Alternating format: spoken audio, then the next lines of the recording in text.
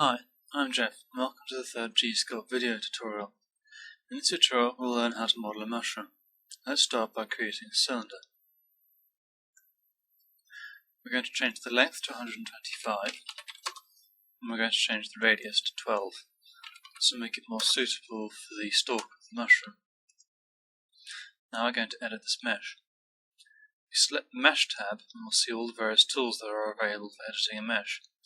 These are the tools for editing vertices. Use this button to go into Edges mode, and we see our edge tools, this button for face mode, and this button for body mode. There are shortcuts which are Alt-V for vertices, Alt-E for edges, Alt-F for faces, and Alt-B for body respectively. Let's start by using the bandsaw tool found in Edges toolset. And this is effectively a loop cut tool which allows us to add extra loops.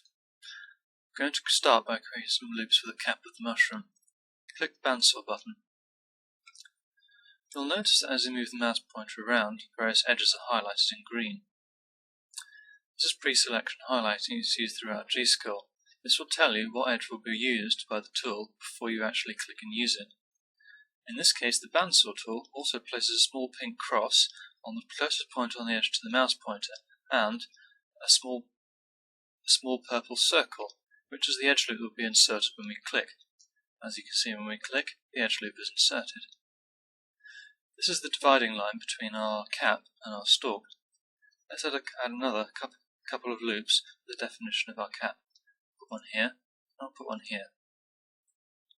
Now we're going to unselect all the edges. Mesh tools, unselect. This is also available via a quick shortcut, which is the spacebar, which I'll use in the future to save time. The gSculpt workflow may appear horrible in this tutorial, but that's because of the fact I'm going to be using the buttons a lot in order to show you how things work. At any time, you do not need to use the done button or the backslash key to dismiss a tool. You can just use a new keyboard shortcut, and this will bring the tool up. Please note that if you don't like the default layout for shortcuts, go to Edit, Shortcuts, and the Shortcuts window will appear, which will allow you to change all the shortcuts in the system.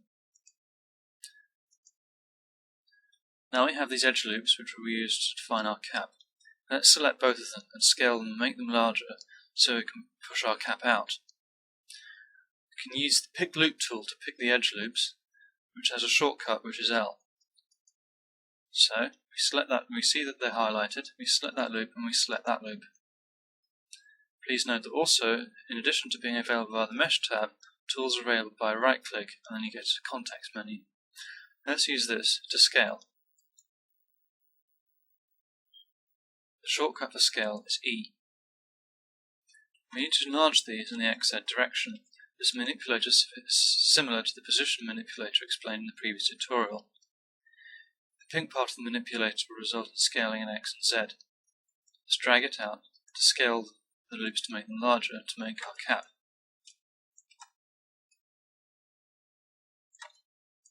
Okay, that looks about right. We use the spacebar to unselect all edges.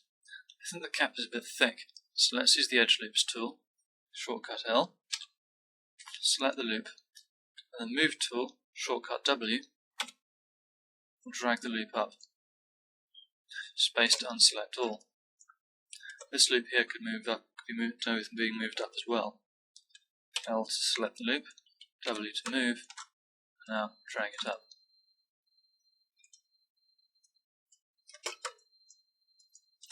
Let's turn off the grid as this is rather annoying in this particular tutorial. We now need to insert some further edge loops. The shortcut for this is N. Let's select it via the context menu, cutting, bandsaw. Stick another edge loop in here. Perhaps move it down a little bit. Come to think of it, these two could do with going down. I just pressed L for that edge, pick edge loops. Select and select. Let's move them down. That's a bit better. Actually, we'll move this one up a bit, and then we'll scale it to make it slightly reduce its radius.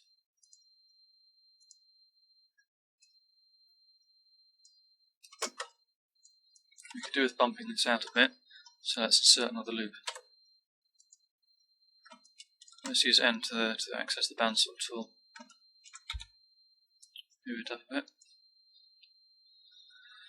This is typical. Go away and scale to make it larger.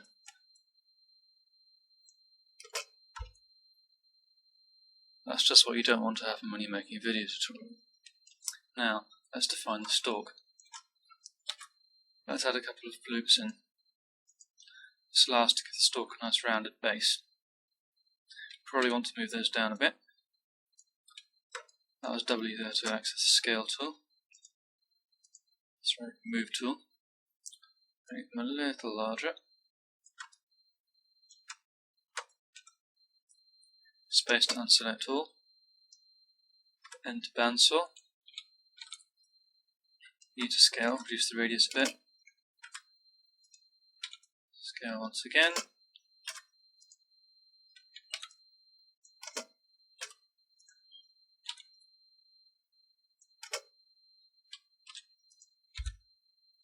Just going to move those down a bit and scale it in a bit. Actually, that could probably go going down as well. Now we have a slightly better looking mushroom model. Now we're going to use the tweak tool to deform it a bit, because it really is a little bit too perfect. The tweak tool is available in the vertex mode, edge mode and face mode. We'll start by tweaking vertices. The tweak tool is available in the movement adjustment section. You'll notice that you can actually tweak edges, edge rings, edge loops and faces as well. The constraints allow you to constrain the motion to the various axes. X, Y, Z will means unconstrained motion. Let's constrain to XZ. You will now see that because we have constraints enabled, as we move around, in addition to the highlighting on the vertex, you'll also see little lines indicating the direction of the constraints. Let's deform this mushroom a bit and pull this side of the mushroom out.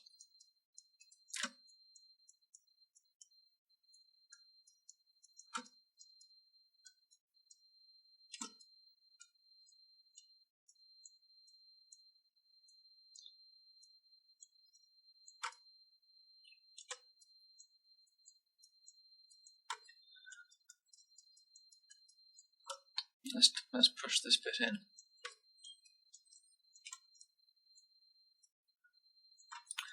Now, we'll change the constraints to Y, and this allows us to move the vertices up and down. So, I think perhaps we will push this geometry up. Actually, we'll undo, because it's just gone and turned things inside out, so we'll pull this up a bit. Undo, by the way, is Control Z. And we'll just drag this part of the mushroom up.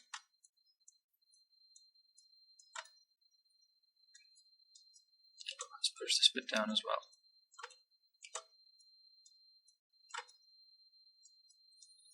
That's not looking too bad. Now we're going to use the cut tool to add some extra geometry to create some nice little deformities.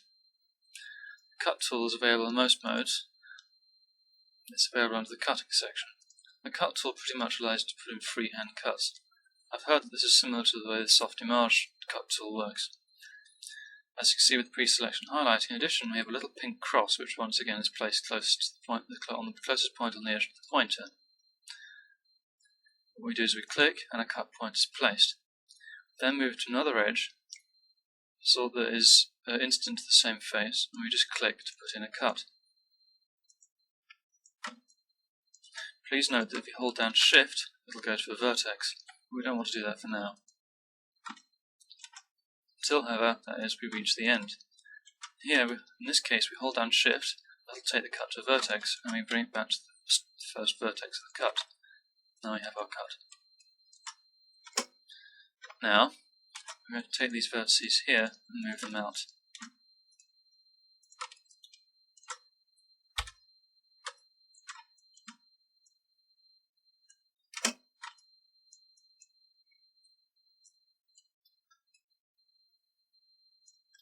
We'll create a further little deformity on the end here. Once again, use the cut tool.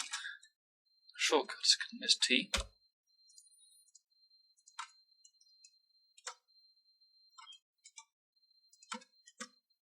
Please note that if you get a red highlight on the edge, that simply means that it's not a valid target, in which case don't bother clicking because it won't do anything. Unselect, use this the tweak tool, shortcut Q, pull these out. We'll push it back up a bit, I think. Didn't really intend to do that.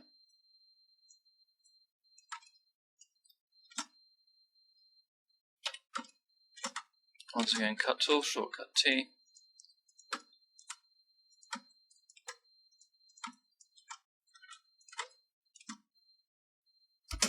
Space to unselect all. All the time, by the way, I'm using Alt V and Alt T to change modes. But I just wanted to dismiss that tool because I didn't want it. I just used Ctrl Z to undo, just in case anyone was wondering. Go into vertex mode, Q to tweak, and I'll just start dragging these out here.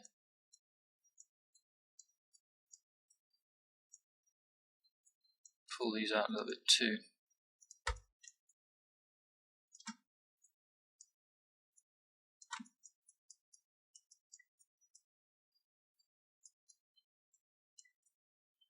I think that'll conclude this tutorial. Thank you for watching.